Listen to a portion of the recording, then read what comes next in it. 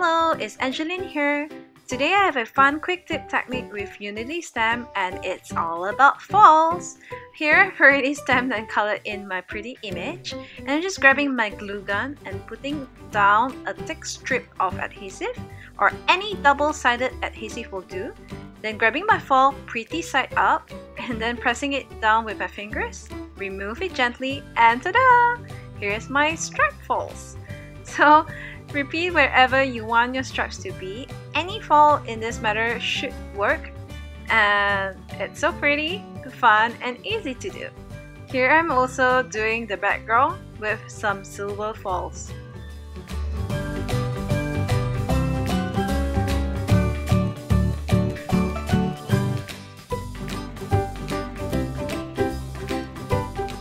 So here's my finished card.